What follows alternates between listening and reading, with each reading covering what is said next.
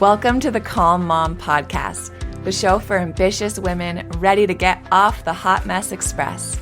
I know you've got a lot going on. You work so hard, you're raising an incredible family, and sometimes it can be overwhelming. I'm your host, Michelle Grosser. I'm a certified master life coach, attorney, wife, and mom.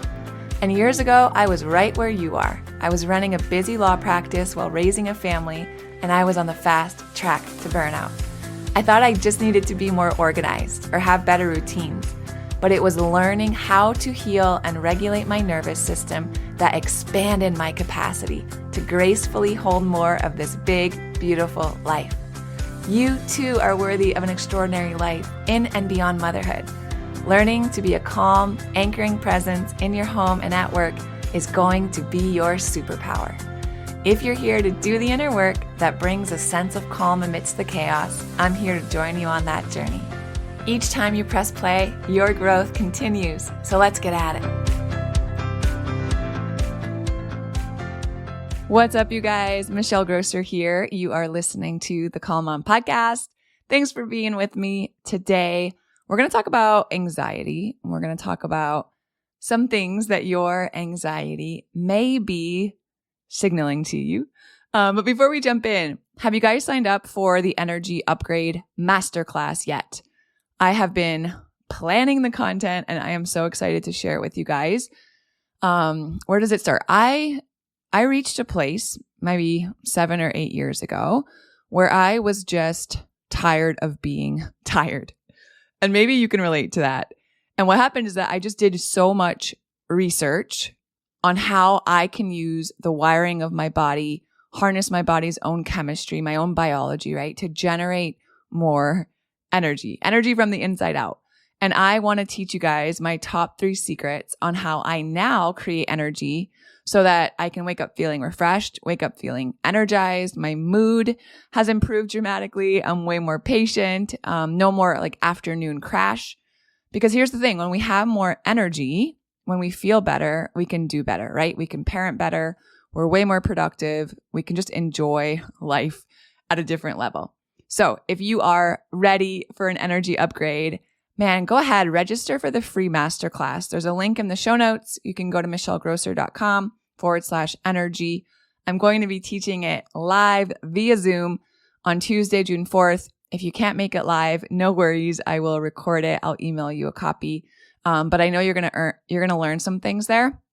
Practical stuff you guys can start incorporating in your day-to-day right away, and you will start seeing an increase in your energy and in your quality of life. All right, let's jump into today's episode. We're talking about anxiety. Our body is always communicating with us, right? We talk about that a lot on the podcast. Somatic cues, our emotions, right? Our physical symptoms, they're all messengers.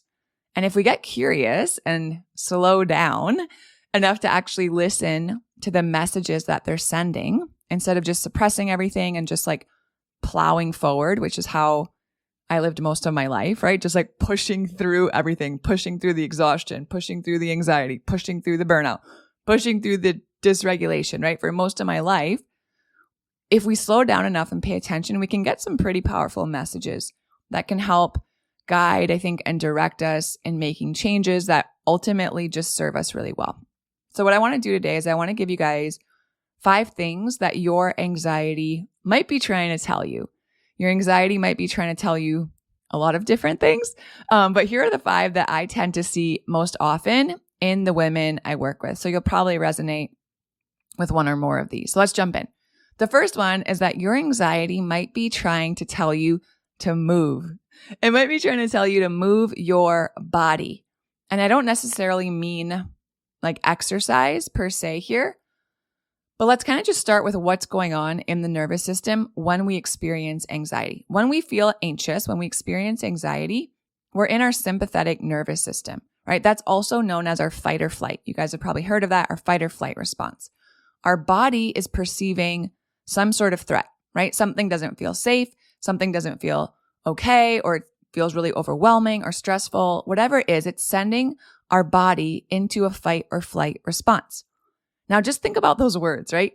you feel anxiety, you're in your sympathetic nervous system, and you shift into fight or flight. What do those two words require of us, right? Fight, lots of movement. Flight, like running for our survival, lots of movement. So when our body is in fight or flight, all of the messaging that's being sent by our nervous system, right, to every fiber of our being is to move for survival, right? Something isn't safe. Move to get safe. So when we ignore or when we suppress that impulse to move, that can really exacerbate our anxiety, right? Our body's alarm system is going off. It's blaring. It's telling us, hey, something doesn't feel safe. Pay attention. You got to run or you got to fight to deal with this danger, right? Whether it's real or perceived. Maybe it's not a lion chasing you. Maybe it's just an email from your kid's teacher saying she needs to speak with you at pickup. But what happens is that when we suppress and ignore that impulse, that alarm that's telling us you got to move, that makes our nervous system feel even more panicked, right? So if you're someone who feels jittery, like your legs are kind of always bouncing, you feel restless, you feel kind of twitchy, all of those can be signals of an impulse to move.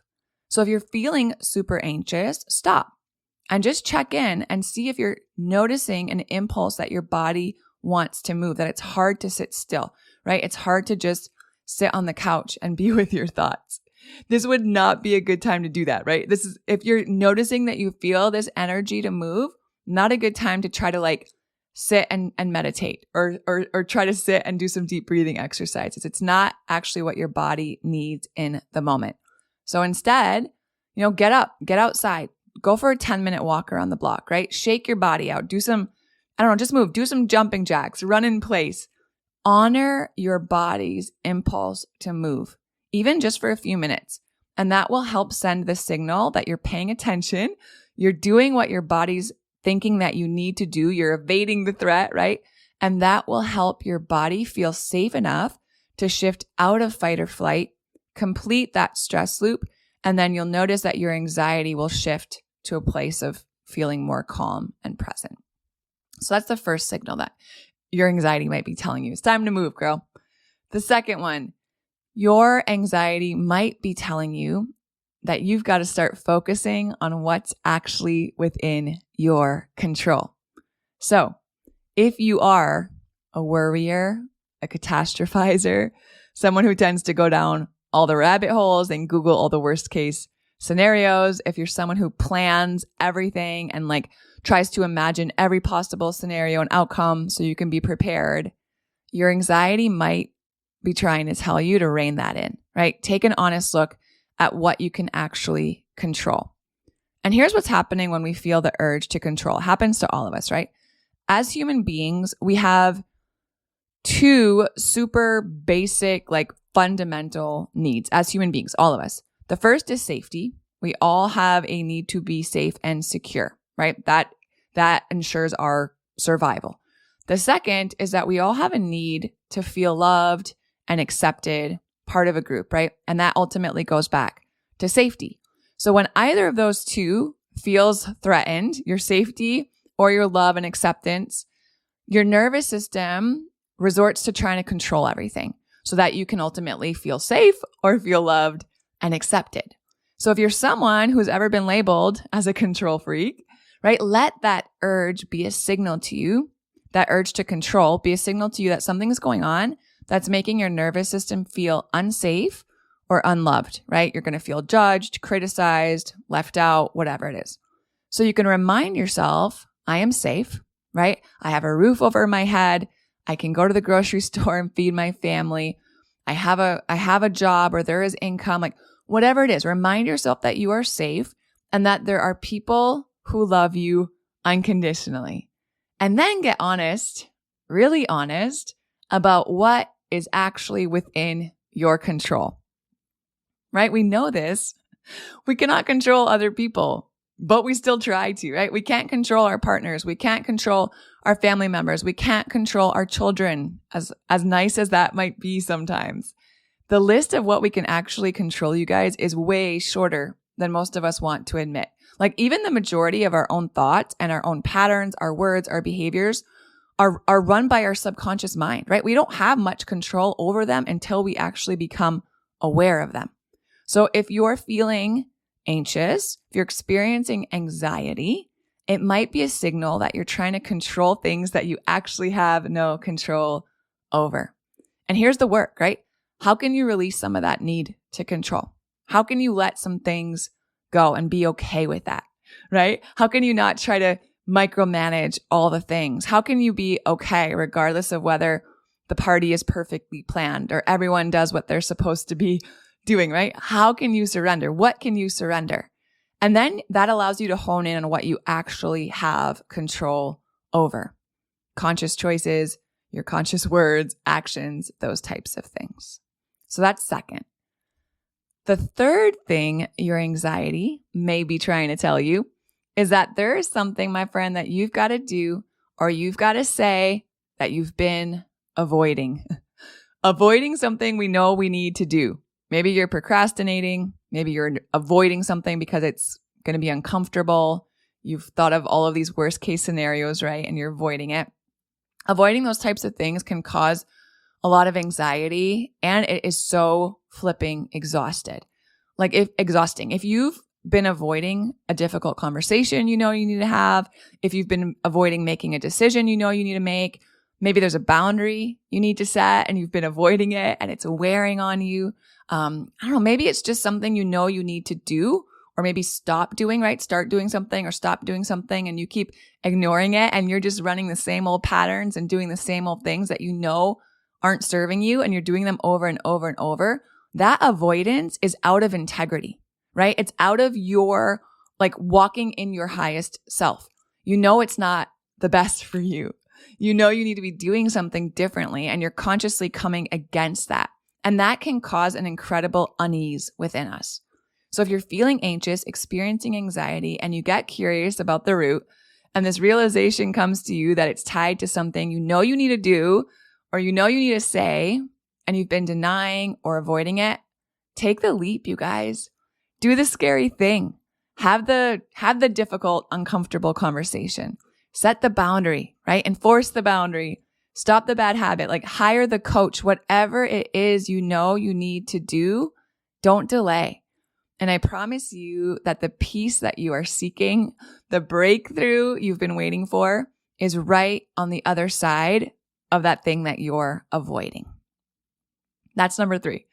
Number 4, the fourth thing that your anxiety may be telling you. It might be telling you to cut down on that caffeine or the alcohol. And this might seem super obvious to you guys, but I cannot tell you the number of women that I work with who struggle with anxiety and are just riding the daily waves of these uppers and downers, right? That's what caffeine and alcohol are ultimately doing to your body. So if you're feeling anxious, it might just be a signal to take a look at your habits around caffeine and alcohol, right? What does your intake look like of those two things? Because these two, especially in tandem, man, can they create this vicious cycle that leaves you feeling anxious and exhausted and depleted and wired and tired and all the things, right? And I'm not saying, hear me, I'm not saying you necessarily have to cut it all out. But what I am saying is be informed. Understand the science of what alcohol and caffeine are actually doing to your body. And then just make an informed decision that serves you best, right? I consume caffeine, I consume alcohol, but I do it with boundaries and I do it from a place of being informed and understanding how I can put safeguards and parameters and boundaries around it so that it serves me well. So we know that our stress hormone, cortisol, we talk about cortisol a lot on this podcast. We know that our cortisol is actually highest in the morning. Cortisol peaks to bring us out of sleep and into consciousness to start our day. So for about 30 minutes after we wake up, our cortisol is supposed to be the highest that it's going to be all day long. And when do most of us drink our coffee, right? We drink our coffee within the first 30 minutes of waking. So if you're someone who's already in their sympathetic nervous system, if you're someone who already is a little bit amped or high strung or just feeling a little or a lot anxious, consuming caffeine on an empty stomach first thing in the morning when your cortisol levels are already really high is like starting your day by pouring gasoline on that anxiety fire, you guys. So how can you mitigate it? Well, a couple ways. You can wait. You can wait and have your coffee a little later in the morning. So maybe when you wake up, you just down a glass of water, maybe have your workout or whatever, and then have your cup of coffee. Or just make sure that you're eating something, preferably protein, right, with your coffee as you're drinking your coffee. It could be a couple hard-boiled eggs that you have in the fridge, maybe just like a cup of Greek yogurt with some berries. Have that before your coffee or with your coffee. And just that can make a big difference in how you're feeling first thing in the morning. And then what happens, right? We drink our coffee first thing in the morning. We're already feeling a little high strung. We're amped up, and then we have another cup at noon. And then, come late afternoon, come that dinner time hour, 5, 6 p.m., you're so amped up and you're so wired but tired that you feel like you just need a glass of wine to take the edge off, right? And alcohol will do that. It'll kind of numb that anxiety, and it'll kind of numb all everything going on around you. It helps take the edge off. You're going to feel more chill. Maybe you have another glass after dinner because you notice it helps you fall asleep. But that alcohol is actually a huge sleep disruptor, right? It might help you fall asleep, but because it's a stress on your system, it actually prevents you from entering into a deep parasympathetic state in your nervous system. And that's where we need to be to get really good quality rest, right? Deep rest. So you end up falling asleep fine, and then you don't actually sleep well. So maybe in this cycle, you wake up at 3 a.m., you're feeling kind of restless, you're tossing and turning. And then when you finally get out of bed in the morning, you're already feeling so tired, right? So what is it? Back to the coffee to get you through the morning, and then that other cup of coffee, and that cycle kind of continues. So if you're feeling anxious, if you are experiencing anxiety and it's something you want to take a look at, start here. Take a look at how you're consuming your caffeine and your alcohol and get honest about whether that consumption is serving you well. And guys, if this one resonates, make sure you don't miss that energy upgrade masterclass I'm teaching on June 4th, because I'm going to give you alternative, healthier ways to naturally increase your energy. So you can kind of break out of this cycle. You're going to feel so much better, so much more energized without the jitters, without the ups and downs, right? Without relying on all the substances to get you through the day. So go ahead, save your spot to that masterclass in the link in the show notes, or go to michellegrosser.com/energy. And then the last one for today, number 5, the fifth thing your anxiety may be trying to tell you is it might be trying to tell you to take a tech break.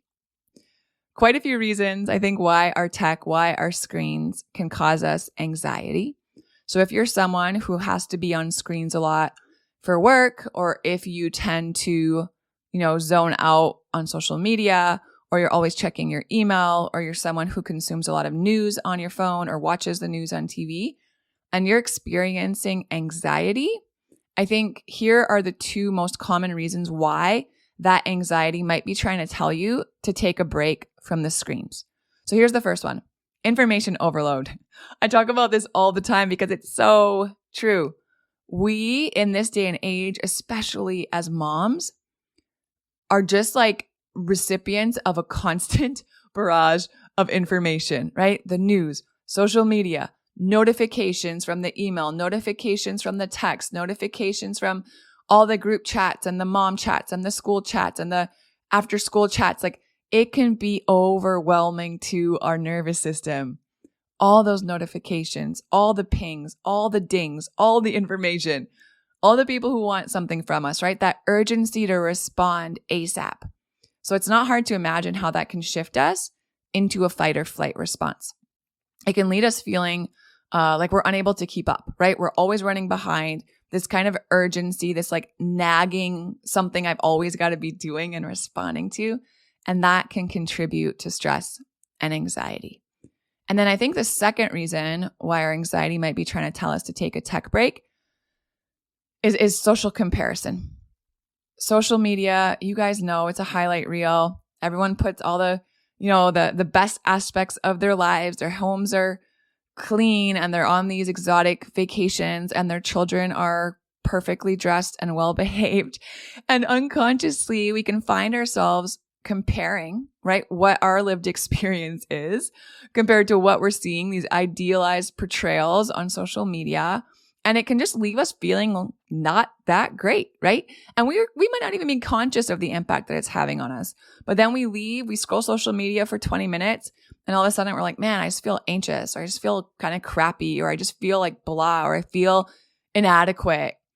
And all of a sudden, like everything's kind of dulled and it's just not a good space to be in.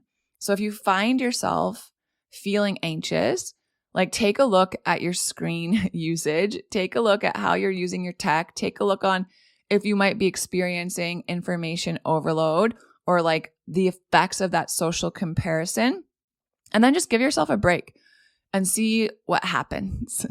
So there you have it. Those are 5 things that your anxiety might be trying to tell you.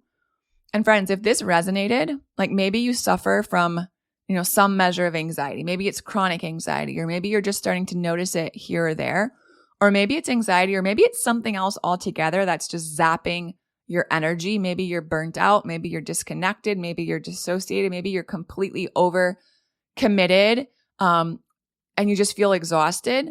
This is your sign to save your spot in the Energy Upgrade Masterclass. You guys, it's free. It's a no-brainer. I want to teach you 3 different science-backed secrets that have made a huge difference in my mood, in my energy levels. The link is in the show notes. Go ahead, register today, register for free, put your name on that list, get the Zoom link, put it in your calendar. I cannot wait to meet you guys there. All right. Thanks for being with me today. I love you guys so much. Believing you're going to have the best rest of the day. I'll talk to you guys soon.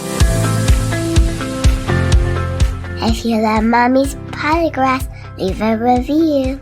If you enjoyed this episode, it would be so awesome if you could take a moment to subscribe and rate the podcast. And if you have just a few more seconds to leave a quick review, they really help to get this podcast out to other moms like you.